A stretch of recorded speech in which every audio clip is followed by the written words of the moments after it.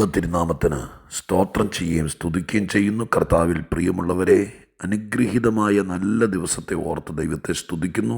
ഇന്നും സർവകൃപാലുവായ ദൈവത്തിൻ്റെ എല്ലാ നന്മകളും അനുഗ്രഹങ്ങളും നമ്മുടെ മേൽ പകർന്ന് ദൈവത്തിൻ്റെ നീതിയും ദൈവത്തിൻ്റെ കരുണയും നമുക്ക് തന്ന് നമ്മെ ഓരോ ദിവസവും ഉള്ളം കൈയിൽ വഹിച്ച് ദൈവകൃപയ്ക്കൊത്തവണ്ണം ജയോത്സവത്തോടെ നടത്തുന്ന ദൈവത്തിന് നന്ദിയോടെ സ്തോത്രം ചെയ്യുകയും സ്തുതിക്കുകയും ചെയ്യുന്നു. പ്രത്യേകാൽ ഓരോ ദിവസവും തരുന്ന ദൈവത്തിൻ്റെ ആലോചന നമ്മളാക്കി മാറ്റാൻ, ദൈവത്തിൻ്റെ മക്കളാക്കി നിർത്താൻ, മറ്റുള്ളവരുടെ നടുവിൽ ലജ്ജിച്ചു പോകാതിരിപ്പാൻ ദൈവത്തിൻ്റെ ആലോചനയായി നമ്മളിൽ വർത്തിക്കുന്നതോർത്ത് ദൈവത്തെ സ്തുതിക്കുന്നു. എല്ലാ മഹത്വവും ദൈവത്തിന് അർപ്പിക്കുന്ന കൂടെ ദൈവവചനം കേൾപ്പാൻ തൽപരരായിരിക്കുന്ന നിങ്ങൾക്കെല്ലാവർക്കും യേശുക്രിസ്തുവിൻ്റെ ധന്യമുള്ള നാമത്തിൽ വിനീതമായ സ്നേഹ വന്ദനങ്ങൾ അറിയിച്ചുകൊണ്ട് ഇന്ന് നിങ്ങളുമായി പങ്കുവയ്ക്കാൻ എൻ്റെ ഹൃദയത്തിൽ ദൈവം തന്നിരിക്കുന്ന ഒരു ദൈവാലോചന എഫേസ്യ ലേഖനത്തിലൊരു വാക്യം വായിച്ചുകൊണ്ട് പങ്കുവയ്ക്കാൻ ആഗ്രഹിക്കുകയാണ്. എഫേസ്യ ലേഖനം 6-ാം അധ്യായം 9-ാമത്തെ വാക്യം ഞാൻ നിങ്ങളെ വായിച്ചു കേൾപ്പിക്കാം. എഫേസ്യ ലേഖനം 6-ാം അധ്യായം 9-ാമത്തെ വാക്യം വായിച്ചു കേൾപ്പിക്കാം. യജമാനന്മാരെ, അവരുടെയും നിങ്ങളുടെയും യജമാനൻ സ്വർഗത്തിൽ ഉണ്ടെന്നും അവൻ്റെ പക്കൽ മുഖപക്ഷം ഇല്ലെന്നും അറിഞ്ഞുകൊണ്ട് അങ്ങനെ തന്നെ അവരോട് പെരുമാറുകയും ഭീഷണി വാക്ക് ഒഴിവാക്കുകയും ചെയ്യുവീൻ. സ്വർഗത്തിൽ ഒരു യജമാനൻ ഉണ്ടെന്നറിഞ്ഞുകൊണ്ട് പെരുമാറുക, ഭീഷണി വാക്കുകൾ ഒഴിവാക്കുക. എഫേസ്യ ലേഖനത്തിൻ്റെ അനേക പ്രത്യേകതകളിൽ ഒരു പ്രത്യേകത, സഭയുടെ കാന്തനായിരിക്കുന്ന കർത്താവിൻ്റെ സ്റ്റാൻഡേർഡിൽ ഈ ഭൂമിയിൽ കാന്തയായ സഭ, അതിനകത്തെ ഓരോ അംഗങ്ങളുമായിരിക്കുക എന്നതാണ് എഫേസ്യ ലേഖനത്തിൻ്റെ പ്രത്യേകതകളിൽ, ആ ഉപദേശത്തിൻ്റെ പ്രത്യേകതകളിൽ ഒന്ന്. പല വിധത്തിലെ പ്രത്യേകതകൾ എഫേസ്യ ലേഖനത്തിനുണ്ട്. ഈ ഭൂമിയിലായിരിക്കുന്ന ഓരോ വിശ്വാസികളും ക്രിസ്തു വിശ്വാസികൾ, യേശു ക്രിസ്തുവിനാൽ വീണ്ടെടുക്കപ്പെട്ടവർ, കർത്താവായ യേശുവിനെ ആത്മമണവാളനായി സ്വീകരിച്ചിരിക്കുന്നവർ, അവർ ഈ ഭൂമിയിലായിരിക്കുമ്പോൾ അവർ മുതലാളിയാണെങ്കിലും തൊഴിലാളിയാണെങ്കിലും സ്ഥാപനം നടത്തുന്നവരാണെങ്കിലും അതിനകത്ത് ജോലി ചെയ്യുന്നവരാണെങ്കിലും യജമാനനാണെങ്കിലും ദാസനാണെങ്കിലും ഉപദേശിയാണെങ്കിലും വിശ്വാസിയാണെങ്കിലും അവർക്കെല്ലാവർക്കും നിയമബന്ധിതമായിരിക്കുന്ന ഉപദേശങ്ങൾ ഈ ലേഖനത്തിനകത്ത് ദൈവത്തിൻ്റെ പരിശുദ്ധാത്മാവ് നൽകി തന്നിട്ടുണ്ട്. ഏറ്റവും മാന്യമായ നല്ലവരായ ദൈവമക്കളായി ജീവിക്കുക എന്നത് വിശുദ്ധ ബൈബിൾ നമുക്ക് തരുന്ന വലിയൊരു ആഹ്വാനമാണ്. അത് തന്നെ ഞാൻ നിങ്ങളോട് ആദ്യമേ പറയട്ടെ. എങ്ങനെയെങ്കിലും ഈ ഭൂമിയിൽ ജീവിച്ച് അവനവൻ്റെ കാര്യം നടത്തി രക്ഷയിലോ അല്ലെങ്കിൽ തകർച്ചയിലോ ഏത് നിലവാരത്തിലെങ്കിലും ജീവിതം അവസാനിപ്പിക്കുന്ന ഒരു പ്രവണത ആത്മീകർക്ക് ഭൂഷണമല്ല. പിന്നെയോ നമുക്കൊത്തിരി സാധ്യതയുള്ളവരാണ്. ദൈവത്തെ കിട്ടിയവർ, ദൈവപുത്രനായിരിക്കുന്ന ക്രിസ്തുവിനെ രക്ഷകനായി കിട്ടിയവർ, പരിശുദ്ധാത്മാവിനെ നൽകപ്പെട്ടവർ, ഉപദേശങ്ങളും സത്യങ്ങളും ഗ്രഹിപ്പാൻ ഭാഗ്യം ലഭിച്ചവർ, നല്ല ഉപദേഷ്ടാക്കന്മാരെ കിട്ടിയവർ, നല്ല ആത്മീക കൂട്ടായ്മ ലഭിക്കുന്നവർ, പ്രാർത്ഥിക്കാൻ നല്ല ആത്മീക അന്തരീക്ഷം ലഭിച്ചവർ, അങ്ങനെ ഒത്തിരി ഗുണഗണങ്ങൾ യേശുക്രിസ്തുവിൻ്റെ രക്തത്താൽ വീണ്ടെടുക്കപ്പെട്ടപ്പോൾ നമുക്ക് ലഭിച്ചു. അങ്ങനെയുള്ള ആളുകൾ സാധാരണക്കാരെ പോലെ ജീവിച്ച് തീരരുത് എന്ന് വളരെ കർക്കശമായി ദൈവം ആഗ്രഹിക്കുന്നു. ആ ആഗ്രഹങ്ങളെല്ലാം ലേഖനങ്ങളിലൂടെയും എഴുത്തുകളിലൂടെയും ദൈവം നമ്മെ അറിയിക്കുന്നു. ഇങ്ങനെയുള്ള കൊച്ചു സന്ദേശങ്ങളിലൂടെ അതിൻ്റെ പൊരുൾ തിരിച്ച് നമുക്ക് തരുന്നു. എത്ര വലിയ നെറ്റ്വർക്കാണ് ദൈവം ചെയ്തു വച്ചിരിക്കുന്നത്. അപ്പം അത് കേൾക്കാനും അനുഭവിക്കാനും അറിയാനും ആസ്വദിക്കാനും ഒക്കെ ഭാഗ്യം ലഭിച്ച നമ്മർ ഈ ലോകത്തിൽ മറ്റുള്ളവരെക്കാൾ വ്യത്യസ്തരായിരിക്കണം.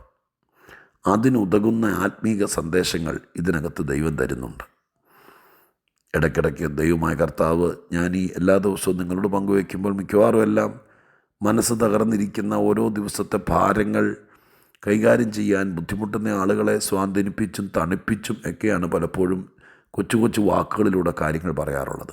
എന്നാൽ ഈ നന്മയൊക്കെ അനുഭവിക്കുന്ന ആളുകളുടെ സ്റ്റാൻഡേർഡ്, ഈ ഭൂമിയിലെ ജീവിത നിലവാരം, അത് മാന്യമായിരിക്കണമെന്ന് കൂടി ദൈവം ആഗ്രഹിക്കുന്നതുകൊണ്ട് ചില ദിവസങ്ങളിൽ പരിശുദ്ധാത്മാവ് ആ വിധത്തിൽ നമ്മളെ ഓർപ്പിക്കാറുണ്ട്. ഇന്ന് അതുപോലത്തെ ഒരു ഓർമ്മപ്പെടുത്തലാണ് ഈ വാക്യത്തിലൂടെ ദൈവാത്മാവ് നമുക്ക് തരുന്നത്. യജമാനന്മാരെ എന്ന് വിളിച്ചുകൊണ്ടാണ് ഈ 9-ാം വാക്യം ആരംഭിക്കുന്നത്. യജമാനന്മാർ എന്നിവിടെ ഉദ്ദേശിച്ചത് 1-ാം നൂറ്റാണ്ടിൽ കർത്താവിൻ്റെ സഭയ്ക്കകത്ത് എല്ലാ തരത്തിലെ ആളുകൾ വിശ്വാസത്തിലേക്ക് വന്നിരുന്നു. എന്ന് പറഞ്ഞാൽ ജോലിക്കാരായിരിക്കുന്ന ആളുകളും അവർക്ക് ജോലി കൊടുക്കുന്ന മുതലാളിമാരായിരിക്കുന്ന യജമാനന്മാരും. അപ്പോൾ ഈ രണ്ട് കൂട്ടരും കൂടി ഒരു കൂട്ടായ്മയ്ക്കകത്ത് പ്രാർത്ഥനയ്ക്കും ആരാധനയ്ക്കൊക്കെ ഒന്നിച്ചു കൂടി വരുമ്പോൾ അവർ സ്വാഭാവികമായിട്ട് സംഭവിക്കുന്ന കാര്യം, ഒരു സഭയിൽ, ഒരു കൂട്ടായ്മയിൽ, ഒരു പള്ളിയിലൊക്കെ കൂടി വരുമ്പോൾ സാറ് ഞങ്ങളുടെ പള്ളിയിലാണ് വരുന്നതെന്ന് പറയുമ്പോൾ വിട്ടുവീഴ്ചകൾക്കും ചിലപ്പോൾ ഉദാസീനതകൾക്കൊക്കെ സാധ്യതയുണ്ടാവും. അപ്പോൾ അതിന് പരിശുദ്ധാത്മാവ് ഉപദേശം കൊടുക്കുകയാണ്. നിങ്ങളുടെ യജമാനൻ നിങ്ങളുടെ കൂട്ടു സഹോദരനായിരിക്കാം, പക്ഷേ അതിൻ്റെ കെയർ ഓഫിൽ നിങ്ങൾ ചെയ്യുന്ന ജോലി ഒരിക്കലും ഉഴപ്പാനും ഉദാസീനരായി നഷ്ടം വരുത്താനും ഇടയാകരുത്. തിരിച്ച് യജമാനന്മാരോടും ആ രീതിയിൽ തന്നെയാണ് ഇടപെടുന്നത്. അപ്പോൾ ആത്മീകത്തിൻ്റെ മാന്യത എല്ലാ തുറയിലും ഉണ്ടായിരിക്കണം എന്നത് ദൈവം ആഗ്രഹിക്കുന്ന വസ്തുതയാണ്. യജമാനന്മാരായിരിക്കുന്ന ആളുകൾ അവരോട് പറയുകയാണ്, നിങ്ങളുടെ യജമാനൻ സ്വർഗത്തിലുണ്ടെന്ന് അറിഞ്ഞുകൊണ്ട്.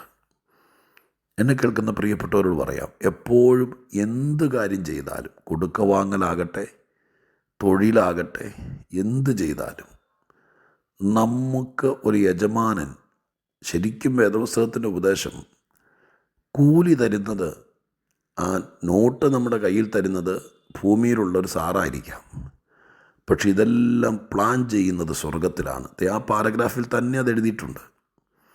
നമ്മൾ എന്ത് ആത്മാർത്ഥതയോടെ ഇവിടെ ചെയ്താലും അതിൻ്റെ കൂലിയെല്ലാം സെറ്റ് ചെയ്യുന്നത് സ്വർഗസ്ഥനായ ദൈവമാണ്. ഇപ്പോൾ യാതൊരു ഉദാസീനതയില്ലാതെ, മരവിപ്പും മടുപ്പുമില്ലാതെ, മന്ദതയും അലസതയുമില്ലാതെ, ഞാൻ ഒരു കമ്പനിക്ക് വേണ്ടിയിട്ടാണ് ജോലി ചെയ്യുന്നതെങ്കിലും എൻ്റെ ദൈവം ഒരിക്കലും ഞാൻ നിമിത്തം നിന്ദിതനാകാതിരിക്കാൻ എൻ്റെ ഭാഗത്ത് നിന്ന് ചെയ്യാവുന്നതിൻ്റെ പരമാവധി ചെയ്തേക്കുക. അങ്ങനെ ചെയ്യുമ്പോൾ ദൈവം സ്വർഗത്തിലിരുന്നുകൊണ്ട് ഈ കാര്യങ്ങളെല്ലാം കാണുന്നുണ്ട്, നിയന്ത്രിക്കുന്നുണ്ട്. ഇതുപോലെ തന്നെ യജമാനന്മാരോടും പറയുന്നു, നിങ്ങൾക്ക് വേണ്ടി അധ്വാനിക്കുന്ന ആളുകളോട് ഇടപെടുമ്പോൾ അവിടെ ഒരു വാക്ക് ഉപയോഗിച്ചിരിക്കുന്നത് പെരുമാറുക എന്നതാണ്. ആത്മീക ജീവിതത്തിലെ ഏറ്റവും വലിയ കാര്യം നമ്മുടെ പെരുമാറ്റമാണ്. നമ്മൾ പ്രാർത്ഥിച്ചു, ഉപവസിച്ചു, യോഗത്തിന് പോയി, വേദപുസ്തകം വായിച്ചു, ഇതൊക്കെ ശരിയാണെങ്കിലും നമ്മുടെ വീട്ടിലെ പെരുമാറ്റം, നമ്മളൊരു സ്ഥലത്ത് പോയി ജീവിക്കുമ്പോൾ അവിടുത്തെ പെരുമാറ്റം, കോളേജിലോ വിദ്യാഭ്യാസ സ്ഥാപനങ്ങളിലോ പോകുമ്പോൾ അവിടുത്തെ പെരുമാറ്റം, ഒരു സ്ഥാപനത്തിൽ ജോലി ചെയ്യുമ്പോൾ അവിടുത്തെ പെരുമാറ്റം, നിങ്ങൾ വീട്ടിലൊരു സെർവൻ്റായിട്ട് ജോലിക്ക് പോകുന്നുണ്ടെങ്കിൽ അവിടുത്തെ പെരുമാറ്റം, ഇത് മുഴുവൻ ശ്രദ്ധിക്കുന്നത് സ്വർഗസ്ഥനായ ദൈവമാണ്. അതുകൊണ്ട് എന്നെ കേൾക്കുന്ന പ്രിയപ്പെട്ടവരെ, നമ്മുടെ പെരുമാറ്റങ്ങൾ ഏതുമായിട്ട് ബന്ധപ്പെട്ടിരിക്കണം? നമ്മുടെ പാരമ്പര്യമായിട്ടോ, നമ്മുടെ കൾച്ചറുമായിട്ടോ, നമ്മുടെ സാഹചര്യങ്ങളുമായിട്ടുള്ള പെരുമാറ്റം, ഓരോ കാര്യങ്ങൾ നമ്മുടെ പെരുമാറ്റത്തിലൂടെ വെളിപ്പെടുന്നത്. വീട്ടിൽ ദാരിദ്ര്യവും ബുദ്ധിമുട്ടും പ്രയാസവും ഉണ്ടെങ്കിൽ നമ്മുടെ പെരുമാറ്റത്തിലൂടെ അത് വെളിപ്പെടും. നമുക്ക് വല്ലാത്ത ആവശ്യങ്ങളുണ്ടെങ്കിൽ പെരുമാറ്റത്തിലൂടെ അത് വെളിപ്പെടും. നമ്മുടെ മനസ്സിനകത്ത് ദുഃഖവും പ്രയാസവും കഷ്ടവും ഉണ്ടെങ്കിൽ അത് പെരുമാറ്റത്തിലൂടെ വെളിപ്പെടും. ആരോടോ നമുക്ക് വൈരാഗ്യവും വിഷമവും വേദനയും ഉണ്ടെങ്കിൽ അത് പെരുമാറ്റത്തിലൂടെ വെളിപ്പെടും. ആരെങ്കിലും നമ്മളെ പറ്റിച്ചു, നമ്മൾ വല്ലാതെ, കുഞ്ഞുനാളിൽ പോലും സൈക്കാട്രിസ്റ്റൊക്കെ പറയുന്നത്, നമ്മുടെ ബാല്യ കൗമാര കാര്യങ്ങളിൽ പോലും നമ്മൾ നേരിട്ടിരുന്ന ടോർച്ചറിങ് ബുദ്ധിമുട്ടുകൾ, വീട്ടിനകത്തു നിന്നോ പുറത്തു നിന്നോ ഹോസ്റ്റലിൽ നിന്നോ ഒക്കെ നമുക്ക് നേരിട്ടിരിക്കുന്ന പ്രശ്നങ്ങൾ നമ്മുടെ മനസ്സിനകത്ത് കെട്ടിക്കിടന്നാൽ വിവാഹ ജീവിതത്തിൽ പോലും പെരുമാറ്റത്തിലൂടെ അത് വെളിപ്പെടുമെന്ന് പറയുന്നത്.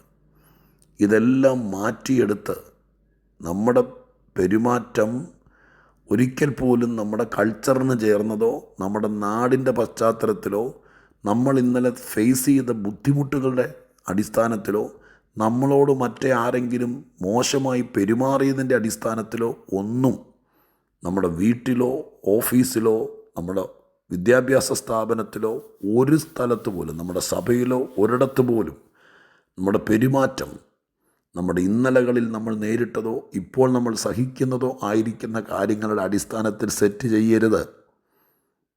ഏറെ ശ്രദ്ധിക്കണം. നമ്മൾ ഒത്തിരി പ്രാർത്ഥിച്ചിട്ടും ഗുണമില്ലാതെ പോകുന്നു. ഒത്തിരി പേര് എന്നോട് ചോദിക്കാറുണ്ട്, ഇനി ഞങ്ങൾ എങ്ങനെയാണ് പ്രാർത്ഥിക്കണ്ടേ, ഇനി ഞങ്ങൾ എന്താ ചെയ്യേണ്ടത്, ഞങ്ങൾ പ്രാർത്ഥിച്ച് മടുത്തു, ഞങ്ങൾ പ്രാർത്ഥനയ്ക്ക് പല സ്ഥലങ്ങളിൽ പോയി, നിങ്ങളെപ്പോലുള്ള ആളുകളുമോട് ഈ കാര്യങ്ങളൊക്കെ പറഞ്ഞു, ഒരു കാര്യത്തിനും മാറ്റം വരുന്നില്ല, നീക്കുപോക്ക് വരുന്നില്ല, എവിടാണ് ഞങ്ങളുടെ തടസ്സം എന്ന് പറഞ്ഞതാ. ഇതൊക്കെ പറയുന്ന ആളുകളെ ഞാൻ ശ്രദ്ധയോടെ വീക്ഷിക്കും. എല്ലാവർക്കും കൂടിയുള്ള മറുപടി പരിശുദ്ധാത്മാവിൽ പറയുക, നമ്മുടെ പെരുമാറ്റങ്ങളിൽ വളരെ സൂക്ഷിച്ചോളണം. സ്വർഗസ്ഥനായ ദൈവം നമുക്കുണ്ടെന്നും ആ ദൈവം യജമാനനാണെന്നും ആ യജമാനൻ സകലതും അറിയുന്നവനും കാണുന്നവനുമാണെന്നും ആ യജമാനന് മുഖപക്ഷമില്ലെന്നും അറിഞ്ഞുകൊണ്ട് പെരുമാറിക്കൊള്ളണം. ഒരിക്കൽ പോലും ആത്മീകർക്ക് ചേരാത്ത ഒരു പെരുമാറ്റവും, നമ്മൾ പ്രാർത്ഥിച്ചോ എന്നുള്ളതല്ല, നമ്മൾ വെള്ളം കുടിക്കാതെ ഈ വിഷയത്തിന് വേണ്ടി, നിങ്ങളുടെ കാര്യങ്ങൾക്ക് നീക്കുപോക്കിന് വേണ്ടി ഇത്ര ദിവസങ്ങൾ ഉപവാസം എടുത്തോ എന്നുള്ളതല്ല. പ്രാർത്ഥിച്ച് കഴിഞ്ഞിട്ട്, ഉപവാസം എടുത്തു കഴിഞ്ഞിട്ട്, നിങ്ങൾ സ്നാനപ്പെട്ട് കഴിഞ്ഞിട്ട്, നമ്മൾ ആത്മാവിൽ ആരാധിക്കാൻ തുടങ്ങിക്കഴിഞ്ഞിട്ട് പിന്നീടുള്ള പെരുമാറ്റങ്ങൾക്കാണ് പ്രാധാന്യം. എങ്ങനെ പെരുമാറണം? ഒറ്റ വാക്കിലൂടെ പറഞ്ഞിരിക്കുക, നമ്മുടെ തലയ്ക്ക് മീതെ ഒരു യജമാനനുണ്ട്, കൺട്രോൾ റൂം മുകളിലാണെന്നുള്ള ബോധ്യത്തോടെ എല്ലാ കാര്യത്തിലും പെരുമാറിക്കൊള്ളണം. ആര് നമ്മളോട് എന്ത് ചെയ്താലും ദൈവം എല്ലാം കൈകാര്യം ചെയ്യും. ഇച്ചിരി താമസിക്കും, അന്നേരം തന്നെ പോകുന്ന വഴിക്ക് ചിലപ്പോൾ ദൈവം ഇടപെട്ടെന്നിരിക്കുകയില്ല, പക്ഷെ ദൈവം ഇടപെടാതിരിക്കില്ല. അതറിഞ്ഞുകൊണ്ട് പെരുമാറിക്കൊള്ളണം. ഇങ്ങനെ പറഞ്ഞ് ഞാൻ പ്രാർത്ഥിക്കാം, ദൈവത്തെ അറിഞ്ഞുകൊണ്ട് പെരുമാറാൻ പഠിക്കണം. എനിക്കൊരു ദൈവമുണ്ട്, ആ ദൈവം നീതിമാനാണ്, എൻ്റെ വിഷയത്തിൽ ഇടപെടും, അതുകൊണ്ട് എനിക്കിതിനകത്ത് പ്രത്യേകിച്ച് പെരുമാറാനൊന്നുമില്ല, ദൈവം കൈകാര്യം ചെയ്യുമെന്ന് ഓർത്തുകൊണ്ട് നമ്മൾ വളരെ ഫ്രാങ്കായി നമുക്ക് ചെയ്യാനുള്ള കാര്യങ്ങൾ മനസ്സോടെ ചെയ്തേക്കുക. നമ്മളെ ഉപദ്രവിച്ചാലും നമുക്കിനി കൂലി കുറച്ചാലും നാം ദൈവത്തിൻ്റെ സന്നിധിയിൽ നീതിയോടെ പെരുമാറുക, ബാക്കിയെല്ലാം ദൈവം ചെയ്യും. പ്രാർത്ഥിക്കട്ടെ. പരിശുദ്ധ ദൈവമേ, ഞങ്ങളുടെ സ്വർഗീയ പിതാവേ, അവനവൻ്റെ സ്ഥിതി അനുസരിച്ച് പെരുമാറാൻ, ഞങ്ങളോട് പലരും ചെയ്തതനുസരിച്ച് പെരുമാറാൻ ഞങ്ങളോട് ദൈവത്തിൻ്റെ വചനം പറയുന്നില്ല. ഞങ്ങൾ ദൈവത്തെ ഓർത്തും ഞങ്ങൾ ആരെന്നറിഞ്ഞും ഞങ്ങൾക്കൊരു യജമാനനുണ്ടെന്നറിഞ്ഞും കൂലി അങ്ങയുടെ പക്കലാണെന്നറിഞ്ഞും അങ്ങാണെല്ലാം നിർവഹിക്കുന്നത് അന്ന് അറിഞ്ഞും അതുപോലെ പെരുമാറാൻ, സന്തോഷത്തോടെ പെരുമാറാൻ ഞങ്ങളെ അനുവദിക്കണം. അതിന് തക്കവണ്ണം ഞങ്ങൾക്കുള്ള കൃപ തരണം. എല്ലാ വിധത്തിലും ഞങ്ങളെ മാനിക്കണം. പ്രാർത്ഥന കേട്ടതിന് നന്ദി. യേശുവിൻ്റെ നാമത്തിൽ തന്നെ. ആമേൻ.